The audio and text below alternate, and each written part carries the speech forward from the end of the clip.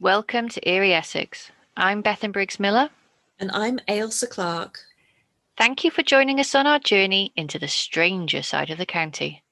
We will be exploring the folklore, urban legends, and supernatural encounters that form part of its rich history.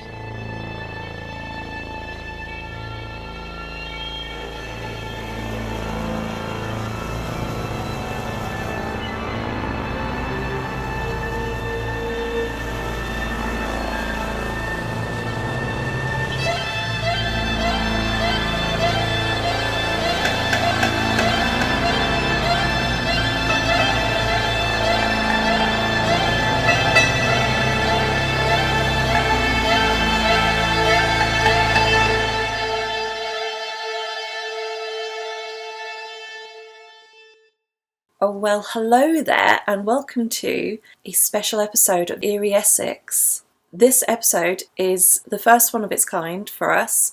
We're going to be doing a listener story that Bethan very kindly recorded a while back, and we're really excited to introduce it to you. It does follow on from our theme of roads, so consider this our bonus episode on roads. This story comes from Christian Jensen Romer, or CJ as he's better known to his friends. He is the chairman of the Association for the Scientific Study of Anomalous Phenomena, or ASAP, and a member of the Society for Psychical Research, and he's worked on such TV programmes as Most Haunted. Here CJ shares a personal story with us, set in North Essex. So this is a story, it's quite an embarrassing story because it's quite a personal story from the late 80s. And back in the late 80s, I'd had a weird experience up in Norfolk, which doesn't really count, does it? Where I'd seen an apparition at Thetford Priory with 4 other guys in broad daylight. And in the 90s, we made a TV show about that, which you may or may not have seen. But this happened just a few months after that. And what had happened is, having seen a ghost and having grown interest in the whole subject, because up till then I'd thought, only mad people see ghosts and I'm not mad. So, and when my parents told ghost stories, I used to laugh and think that it's just further proof that they were idiots and that I knew better than my parents, which I think is normal to many teenagers. Yeah. But yeah, it's just, all children know better. But on this occasion, my whole mental universe had been a bit shaken up. And so me and my friends got quite interesting ghost stories. And it was an evening that we were sitting around and I was talking to my mother. I used to call her Audrey. Her name was June, but she was known as Audrey because there were so many Junes at work at the West Suffolk Hospital where she worked. So anyway, you didn't need to know that, but poor old girl, she died last year. Oh, so sorry. We were sitting around chatting and she told me, I saw a ghost once. And I looked at her as if she was mad because I knew she'd seen it. She thought she'd seen a figure step out in front of the car in Norfolk at the Three Nuns Bridges, but I was in the car with her at the time. So it clearly wasn't that she was going to tell me how. So she started her story and she said it was down in Essex. And she said, but you shouldn't go there. I thought, well, Essex? Well, we used to drive down to Southend and play Gauntlet at the pier. What's wrong with Essex? And she said, no. Alice worked out at Borley, right? So now this is another story about my grandmother. When I was very young, I heard of Borley Rectory, the most haunted house in England. And one day I mentioned it to my grandmother, who said, oh, what a load of nonsense. I used to deliver the lemonade there, during the war, by which she meant the First World War. And I remember the Ball sisters.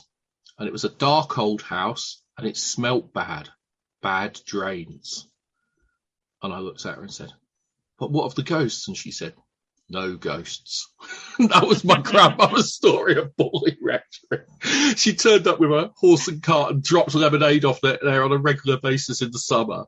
And she insisted it had bad drains. And you don't really want to think of the most haunted house in England as being particularly smelly or smelling like a cesspit, do you? No, I got settled in. When you first told me that, I was saying, oh, there's going to be a good story here. Then when you said about the trains, and that was that. She sounds a character. She was, but it is such a miserable story, isn't it? Anyway, enough. So she was like, she said it was out near Borley. And the problem is, I can't remember if it was Joyce or Winnie, but Mum and one of her friends, they were buggers. They used to cause chaos and cycle all over the countryside and flirt with soldiers and generally have a good time when they were teenagers growing up in the 40s and early 50s. In fact, she married in 50. But let's start with the story properly. So she said, me and my friend, we'd been riding for an hour or two, and we'd left Bury and we'd gone south, and we turned off at Long Melford, and we made our way up near that Borley. And she said, we went up the hill and we went over towards the three villages which are called Belchamp. And I said, oh yeah, Belchamp St Paul, Belchamp St Walter. And she said, yeah, that's right. And she said, and then we came to this field, and there was a gap in the hedge, and I looked across it, and I suddenly said to my friend, I think it was Winnie, look, Winnie, what the hell's that? And we stared, and what we saw was something that looked a bit like a loaf. It looked like a loaf of bread. It was about the height of a barn or maybe a house, and it was dark brown, and it was moving across the field towards church in the distance. And as it rolled across the field, we both thought, it was just the wind blowing the soil, but there were crops in the field. And then it struck us that it smelled. And she said it smelled of mimosa. Now, I've got no idea what mimosa was. It's some kind of sweet floral perfume that was popular back in that era, I think. But she said it smelled really sweet. And as she watched it, she said, I knew it wasn't the soil because, I was from the fens. I grew up on the edge of the fens and the breck, and I've seen the wind stirring up the dust. And this seemed really solid. So I said, what do you mean solid? And she said, well, it just wasn't the wind. You could tell. And then the thing that convinced us was halfway across the field, it changed direction. Well, what do you mean? Well, it was going over towards the church, and then it turned right and came straight towards the gap in the hedge. And as it came closer, it just kind of rolled towards us. And we could smell it. And then I was terrified, and I jumped on my bike, and we just rode off. And I said, that's not a ghost story. And she said, no, but I don't know what it was. Mm. We looked at one another. Anyway. Was there any noise, CJ? Was there any noise from the cloud? I don't know. And this is the problem, is that she told me the story twice in her whole life. And I mean, I used to spend all my time with her. But there were a couple of stories she didn't like to talk about. And I got the impression that this was one of them. That it was something that had unsettled her. But I also got the impression that she just didn't think about it. It was something that she'd forgotten pretty much. And it was only when I talked about ghosts or weird things or UFOs that she'd occasionally think of it as a strange experience. And a friend had died years before, so it was very hard for me to find out any more about it. Anyway, I asked my father if he knew anything about it, and he didn't remember Mum having said anything about it, and he just laughed and said she was a silly old girl, silly old woman, and that it'd have got less time if he'd murdered her, and these usual kind of jokes he used to make. And so I told my friends, as you do. And that was what led us to decide that we were going to drive out, not to Borley, but to a point just beyond. And we got a map, and I asked my mother where she thought it was, and she showed me. And it was nearer to the Belchamps than it was to Borley, but you could see across towards where Borley is and the hill in the distance. And I knew very slightly, I had a friend who had a farm out that way. And so we drove out one night, and there were three of us in the car. And it's just bizarre because we drove around for ages, because once you go south of Bury, you've got the kind of golden fields of corn, and then, not at this time of year perhaps, then suddenly Essex, as you go over the border up towards Melford and turn right into Foxsurf, it's a much greener country. There are sunken lanes, the hedges close in on you, and there's just a real character change from Pebb Marsh all the way across the Store Valley, all the way over towards Sudbury. It just feels different to me. I know county borders shouldn't actually feel like that, but Suffolk seems like just a fat, prosperous farmer down the pub having a good time with his mates. Essex is witch country. It's ghost country to me. Maybe I'm just overly imaginative. But this experience certainly didn't help. We drove out, and after we'd been driving through the lanes for a while, we came to what we thought was possibly the place in question. And I mean, we drove and we drove and we drove. And we pulled in, and there's a big house somewhere in the distance, and we can see a church, and we hear the church clock striking. I remember that now. And we look over the field, and I say, if we walk down here a bit, she must have been somewhere down here. We can at least see what she saw and try and work out what it was. You know, though we, of course, have gone at night because we've interpreted the whole thing as a ghost story rather than whatever kind of natural phenomenon she thought it was. So we walk down the road, and we find a gap, and we stare across. And I think it was a frosty night. I seem to remember the stars were blazing particularly bright, which would suggest that the sky was very clear. And there are three of us standing side by side. And we're just looking out over a field. It was exactly like any other field. I grew up on a farm. And, you know, it wasn't a particularly edifying moment. And then suddenly, I can't remember who saw it first. It might have been me, but somebody notices something on the road just ahead. And we walked up the road a little bit. And we found something I found genuinely disturbing. And I always say it was a rabbit, but it might have been a hare. I mean, I didn't examine it. I didn't do any real investigation. But imagine an animal whose legs have been wired together. The hind legs are wired together, and the forelegs have been broken, so it forms the shape of a cross. And there's a circle cut in his stomach, and his entrails have been taken out and arranged in a circle around it. That's what we saw. That is terrifying. It's like the start of a folk horror film. Well, that was what, I mean, you know, our reaction was, I don't think I was familiar with the notion of folk. I hadn't even seen The Wicker Man back then.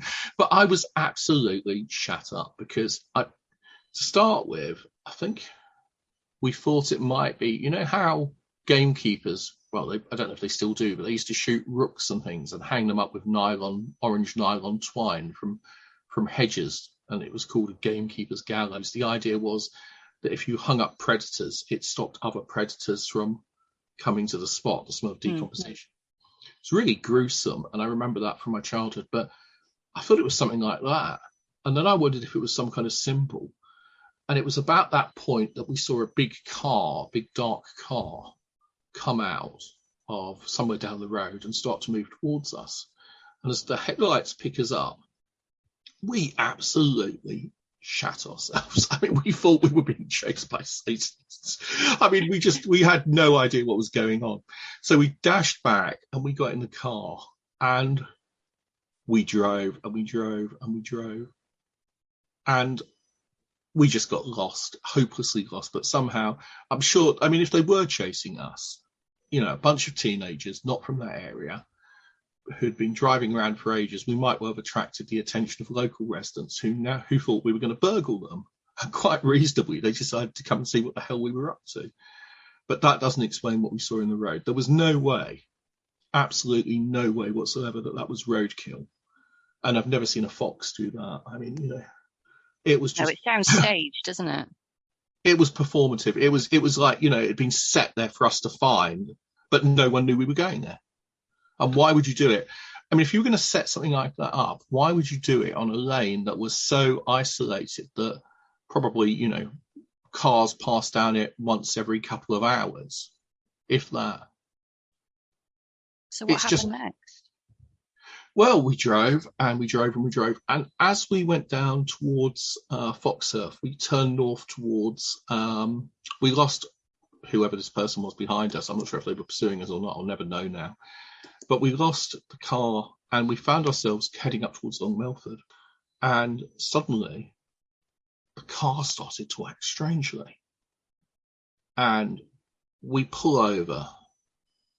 And as we pull up, the headlights pick up. Now, Long Melford Church is a beautiful, almost cathedral-sized church near the border of Essex and Suffolk. And it's a wall church, and there's a big graveyard. The gravestones cluster up against the wall, but there's a huge green that leads down into the middle of the town. And we pulled up on the green, and the headlights pick up the gravestones. And the car seems to have this kind of rattling noise or knocking noise coming from underneath, kind of. And it's more dull than that, thud, thud, thud, and it's getting heavier. And we look at one another and go, what the heck is that? And I'm deliberately not naming my friends. I'm sure they'll name themselves. There are accounts where I give their names on the internet, so I might ask them later if they'll talk as well. Actually, that would make more sense. But mainly because we were all felt like such dicks after this, because suddenly the car's shaking really, really violently, and we're like, oh, what the hell? And you've got to bear in mind, I'm only 18 years old, and I've never experienced anything like this before in my life. And I get out of the car and I run to the phone box. And as I'm getting out of the car, there's a huge explosion, or it seems that way to me, and the bonnet shoots up. And I mean, I was shitting myself. I phoned my father and said, Dad, can you come and pick us up? The car's been possessed by demons. And we're about half an hour later, Dad turns up and takes a look at the car and says, okay, so what's happened is the radiator has just boiled over. The radiator cap has shot up. Why is the radiator boiled over? Well, when you look underneath, you're missing the sump. And I think the sump is some kind of oil reservoir. So the car's taken to the garage where it's investigated, and the garage mechanic doesn't help when he tells us that someone had gone under the car and unscrewed the sump. He said it hasn't been knocked off because if it had, the bolts would have sheared off. But if you imagine the sheer terror of sitting in a car where you've got this loud knocking noise, and then the radiator just explodes, knocks the bonnet up. It's ridiculous. It's totally ridiculous. So at this point, we cease to take it seriously. The whole ghost story, the whole strange cloud, the weird rabbit, it all just faded away into our own stupidity. I don't know if that makes sense to you or not. Yeah. So we're now laughing about it. And so suddenly it's not hard anymore, whereas most of my friends have been a bit skeptical about would never have gone back after the first experience. Suddenly we decide, okay, we're idiots. Yeah, it's all explicable. Okay, so somebody killed a rabbit and left it on the ground. Well, that is not in itself particularly bizarre, is it? I mean, some kind of weirdo. And at the end of the day, it is what it is, So we decide we're going to go back. And on this occasion, when we're going back, we are more prepared. We know where we're going. We check things out. We're pretty sure it's going to be okay.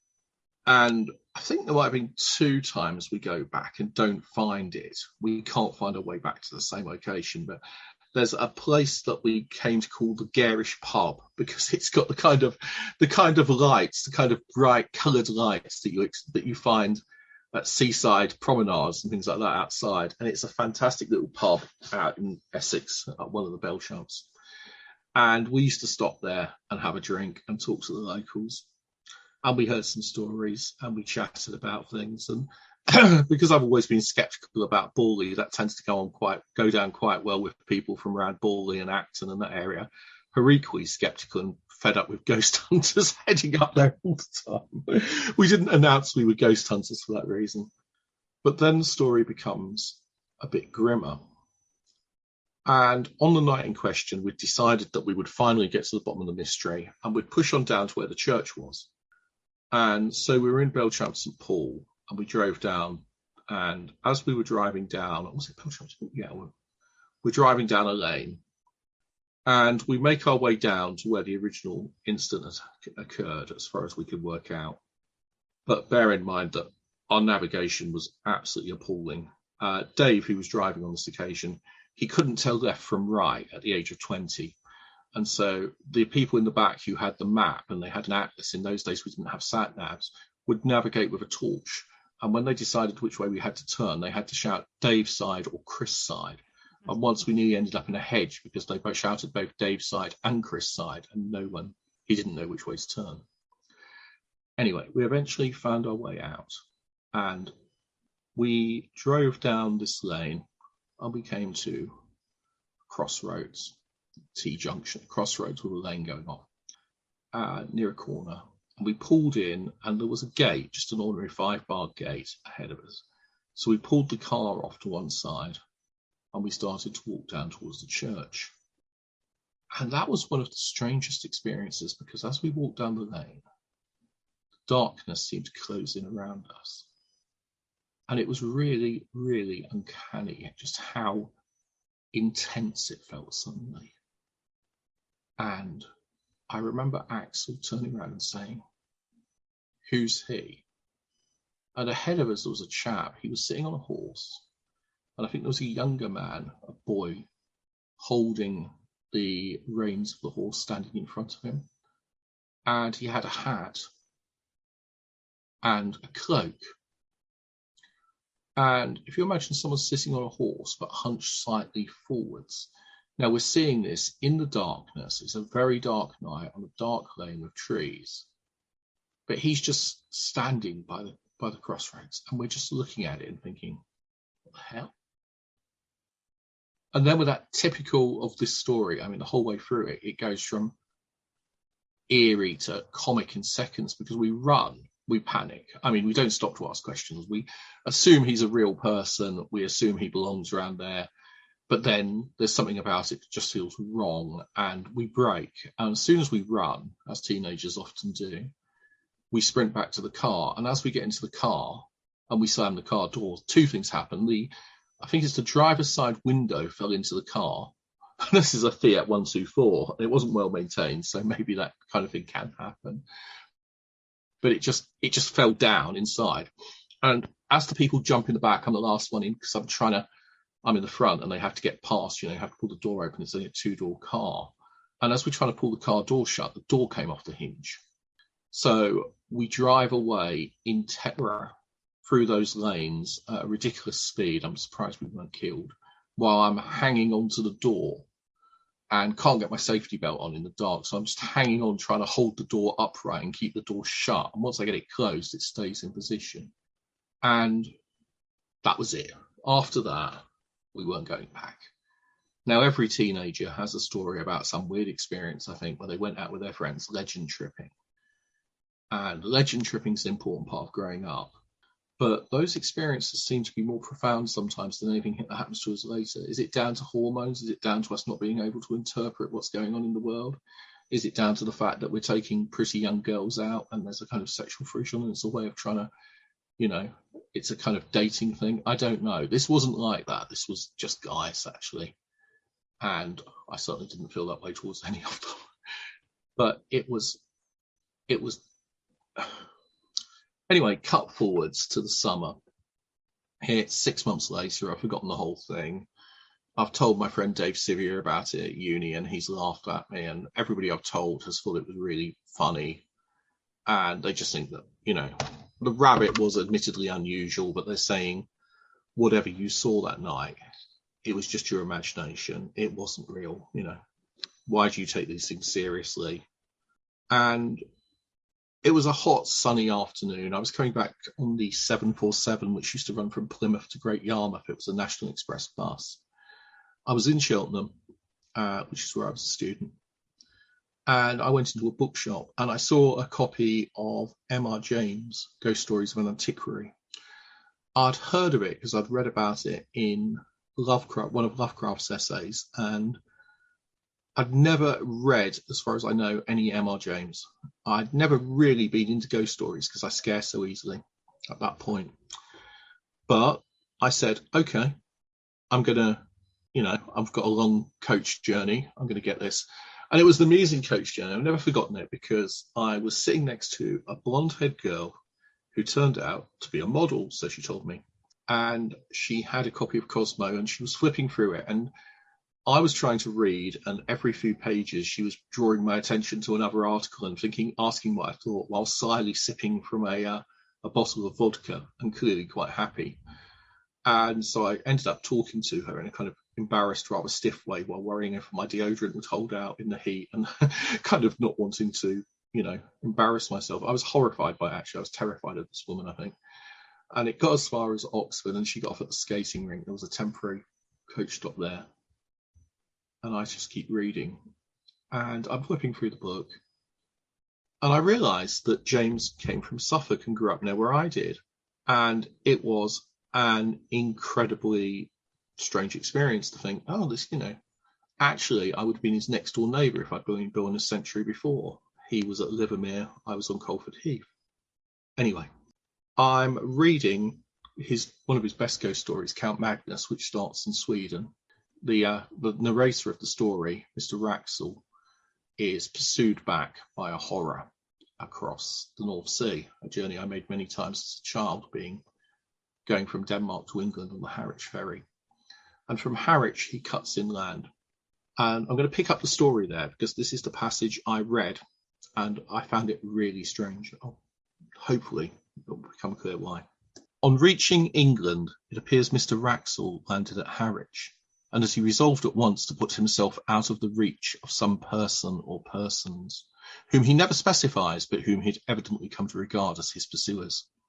Accordingly, he took a vehicle, it was a closed fly, not trusting the railway, and drove across country to the village of Belchamp St Paul. It was about 9 o'clock on a moonlit August night when he neared the place. He was sitting forward, looking out of the window at the fields and thickets. There was little else to be seen racing past him. Suddenly he came to a crossroad. At the corner, 2 figures were standing motionless. Both were in dark cloaks. The taller one wore a hat, the shorter a hood. He had no time to see their faces, nor did they make any motion that he could discern. Yet the horse shied violently and broke into a gallop, and Mr. Wraxall sat back in his seat in something like desperation. He had seen them before. Well, that's so close in many ways to what we saw. In the same location as well. Yeah, but how can you see a fictional ghost? And you saw it before you read it, so it wasn't like it had any... Was it ever done as a ghost story for Christmas? I don't know. I mean, I don't know if Count Magnus has ever been filmed. I'm assuming it probably has been, but I don't recall having ever seen it. There were 5 of us there that night, and did any of them know James's story? I don't know. I didn't know it. I'm absolutely certain I hadn't read it because I would have remembered it. The only James story that I have in any of my childhood books, and luckily I kept them all, is Rats, which I think is one of his weakest stories. So how the hell do you explain seeing a ghost that never existed? I don't know. We were young, we were teenagers. But that moment when we sat in the car and it was banging and shaking and something was scratching underneath as it sounded like, and then the bonnet shot up, that will haunt me forever.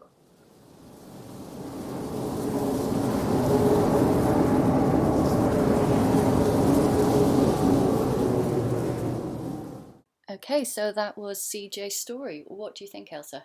I mean, you took a photo of me during that where I look absolutely horrified. So I think that gave you a good impression of what I thought of the story. I'll put that picture on Instagram. I made notes whilst we were listening. So first of all, I love that his grandmother described Borley as bad smelling. Yeah. It did make me think of, like, sometimes people say that bad smells indicate demonic presence. But I do know his grandma was like, no ghosts. No ghosts. Like, no absolutely ghosts. No ghosts. I just like imagining this tiny little old lady going, no ghosts. Yes. And then my other note was mimosas. Mimosas. I don't think it's the cocktail. I think there was... I'm going to have to investigate what... I drink them, but I don't... I mean, a mimosa is an orange. It was also the name for perfume. Okay. And I think it was a very sickly, very sweet smell. Oh, that's really interesting. Because I grew up around this area and I grew up around farmland a lot. And you do sometimes smell things that are quite sweet and sickly around. It's mostly decomposing vegetation. And I'm really sorry, Casper's really having a go at his little banana in the background and you might hear some really weird noises. Yes, this is the first time we've recorded in the same room. Normally it's over Zoom, so... And when I say little banana, he has a banana toy that he's playing with. He's not playing with his little banana.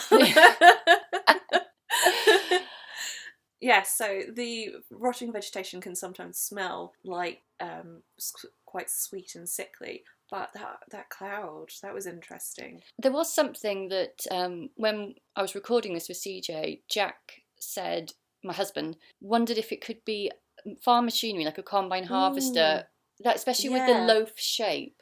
Yeah, that is actually really true. Yeah. However, after the recording, I did ask CJ that, and he said he grew up on a farm, so they were farming people. She would have heard it and known it. That's a good point, actually, because those combine harvesters are loud. I remember them from when I was a kid, and they are deafening.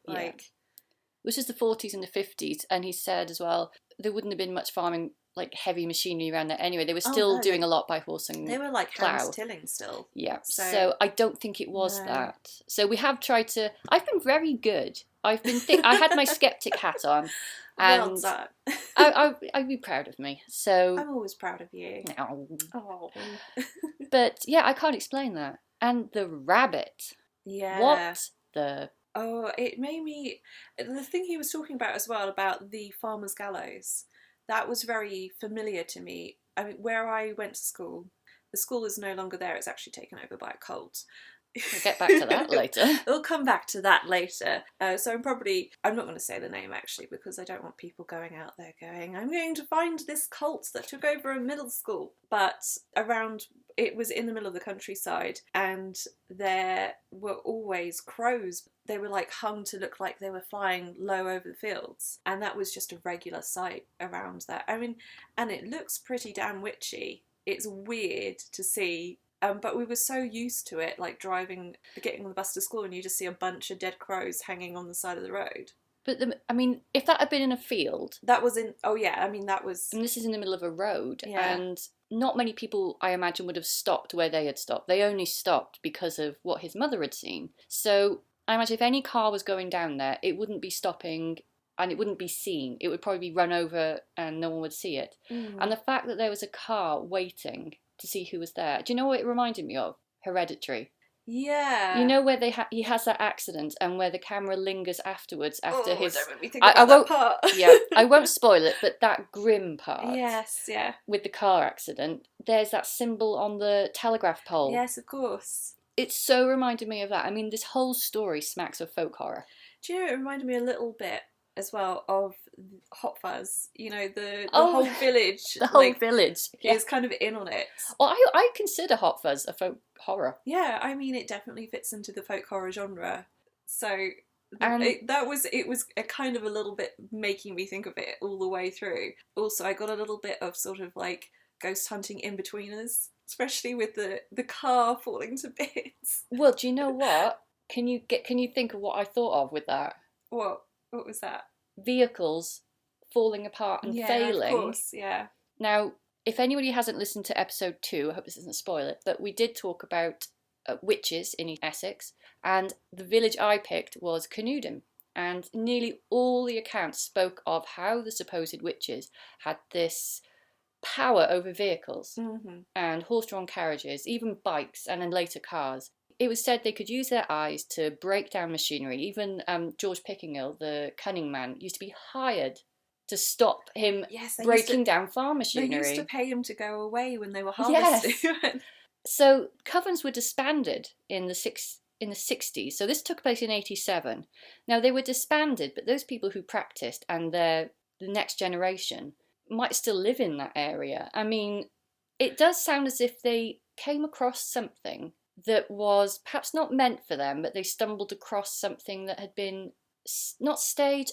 It's really hard to explain. I know that feeling though, like he was talking about legend tripping. Now this is a word I've actually only heard today, and it's the second time I've heard it today in 2 different contexts. But I understand what it's meant by that.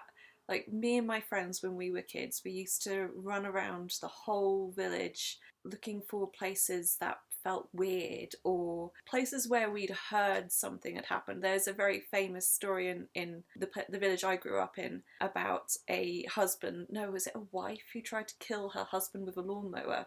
And we didn't know any of the details of it, but we would make up like stories about this, and like every time we got to a place where we thought was a bit spooky, we'd kind of go, oh, maybe this is where the body's buried. There was no bodies involved. Like everybody survived that apparently, but it was quite a famous story that people knew of at the time. But it's that feeling of walking into somewhere and suddenly the world is not right.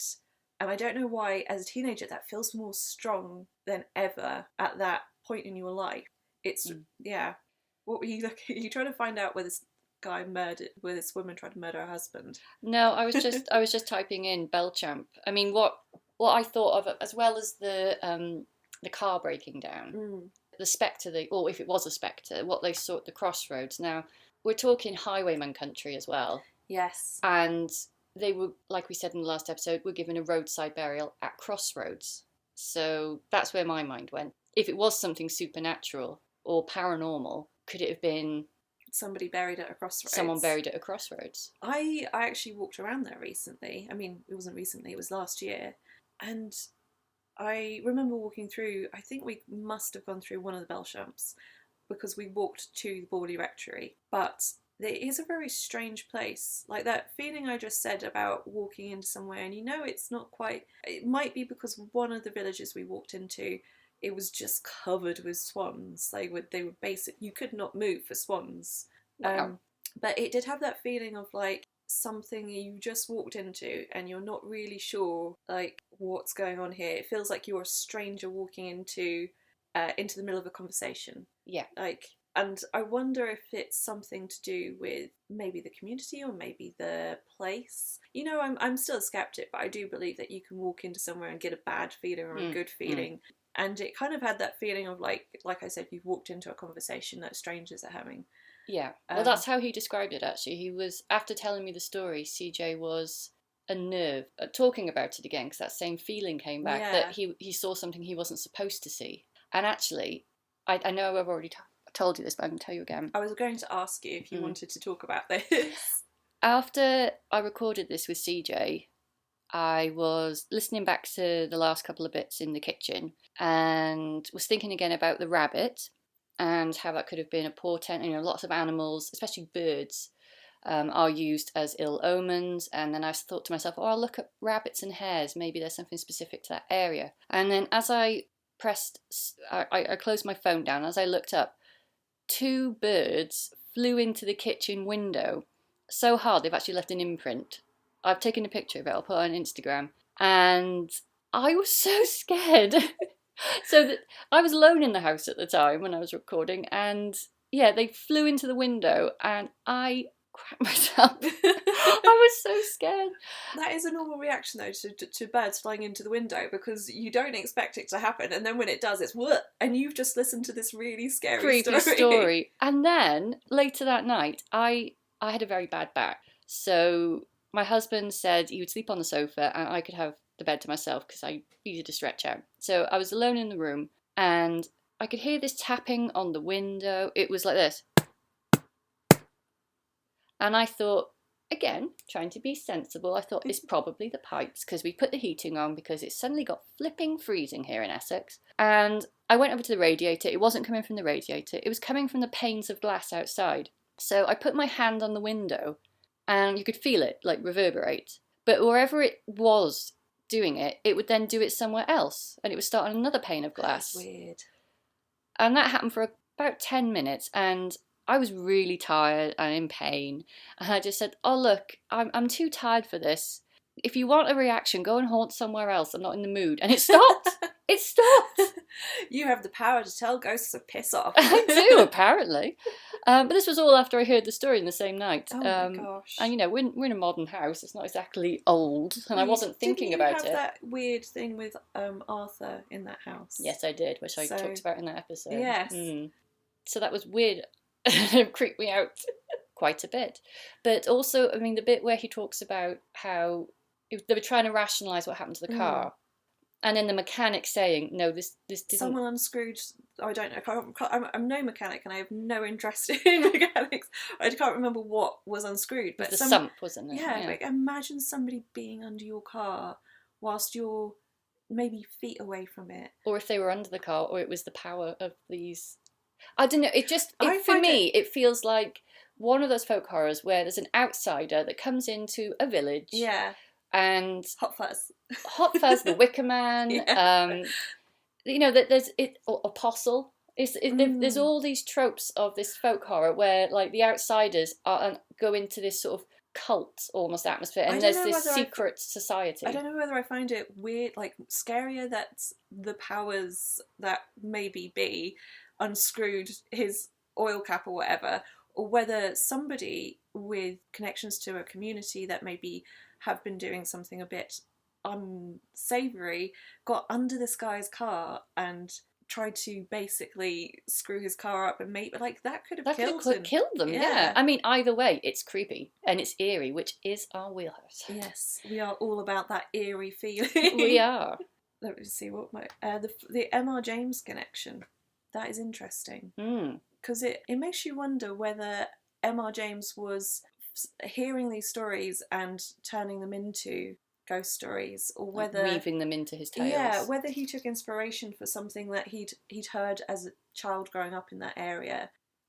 I need to read more M.R. James really, but even when he was saying that, it sounded familiar to me. So I just wondered whether it had been going on as long as that maybe M.R. James had heard rumours of maybe people seeing this person. Yeah. I mean, it's so creepy that it was Belchamp. I mean, there's loads of villages. He could have made up a name like Zebra in A Warning to the Curious. He gave it a fictional name. The fact that he actually named it as well is interesting. Maybe he'd been there and been like, well, this place feels weird, I'm just going to use the actual name. Yeah. So people won't be disappointed if they decide to come here after reading my story. They'll actually get to feel a bit weirded out. I mean, as well as CJ telling the story, I was obviously recording him and we were on Zoom and I could see that he was, you could just tell by someone's body language that he was uncomfortable still thinking about it. He's worrying. There was like this thing going on in his head of rationality versus what happened in that feeling. Because as I've had paranormal experiences, and I always tell people, look, I can't describe to you the feeling. I'll tell you what happened, But also that thing he said about the feeling fading afterwards. I thought about the story I told in the last episode, that I'd seen this thing and that I was laughing about it, but you were kind of like, what? Yes. Because for me, I'd seen it and I'd rationalised sort of eldritch horror. I'd rationalised it, an eldritch horror in a high-vis jacket. I'd rationalised it, I'd gotten through it, and then it had become funny. And the way he told that story, to him, he's a brilliant storyteller, and he was making it funny. Like, that's how you get through these. You do. You have to see the funny side of it. These times where you're not sure what's happened, or maybe you've been scared stiff. You get through it by just later on. It's so funny to you. Well, I think when I tell my story, which I will share with our listeners, perhaps if we ever do a poltergeist episode, but when I tell people the story about my demonic encounter, I can see them like sitting in front of me like grey and thinking, what the hell? And I'm just like, oh yeah, this happened. And then that happened, laughing about it. But I have to say, I've only ever heard bits and pieces of Bethan's demonic story, and I'm really excited to hear it as well. I'm going to keep that for you. So next year, if we do a poltergeist episode, I will share with our listeners that story. But yeah, it's so ridiculous sometimes that you have to laugh at it. I mean, as well as CJ was trying to, see the funny side of it, and it was funny, some of it. You can imagine these teenage boys. It sounded like the In-Betweeners. It did, ghostly In-Betweeners. They sounded quite fun to hang out with. Yeah. And also, at the beginning of CJ's story, he did talk about an experience he had in Norfolk at Thetford Priory. If anybody wants to hear that story, it's in an interview with Weird Norfolk. I think it's episode 71. It's the one that says they go for a picnic at Thetford Priory and they talk about the story. Yes, I think I've heard that one. Yes. And it's a great story. I'm well jealous that happened in Norfolk. Shifa and Stacia have got a good one there, and it's a time slip story. But interesting that he said it was a few months after what happened at Thetford, this story happened. So it seemed to set off a chain of events. It's like almost once you've seen something, yeah, it sort of opens your eyes. You're more likely to find other things. I remember when me and my friends were kids, like riding our bicycles through the village at night, we saw lights in the sky, and it was like dead. Like the village, it was a little village, no cars, no nothing. And we followed these lights in the sky, thinking, oh my god, it's a UFO, we're going to see a UFO.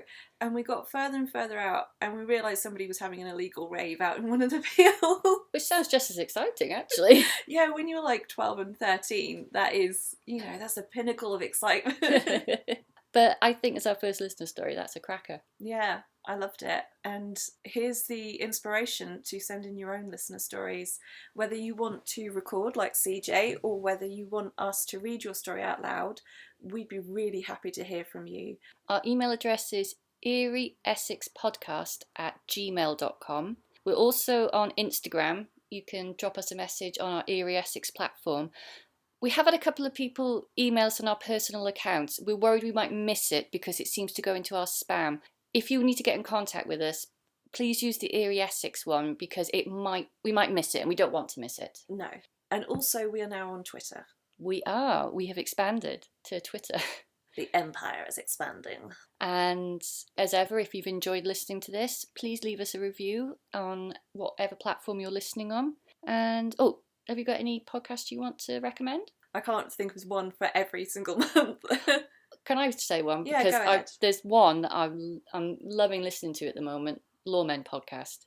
Oh, yeah. James Shakeshaft and Alistair Beckett-King look at folklore of Britain, but they are hilarious. They take the mick out of it. It's really funny. It is so funny. If you've listened to a fair few creepy stories and you need something light, but you still want to listen to that same subject, I highly recommend them because they're like a tonic. You finish watching it, listen to it, and his YouTube video on spooky podcasters is so funny and so on point. Yeah, Alistair's ruined spooky podcast for me because now all I hear is what he's done. So yeah, thanks for that.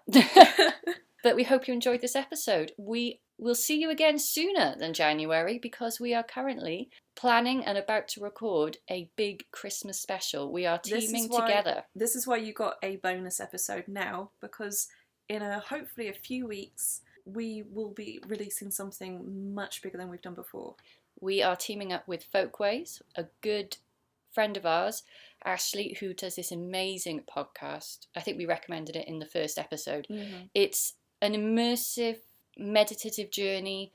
She leads you through different tales of Britain, but almost like someone taking you by the hand and you're in that place with her. It's very good. So a very different style to how we do our podcast, and we thought it'd be interesting to join forces. So please join us for Christmas and ghost stories around a fireplace. Also, you should check out Ashley's music. I think she's just had something on the radio. She has, under the name Polly Preacher.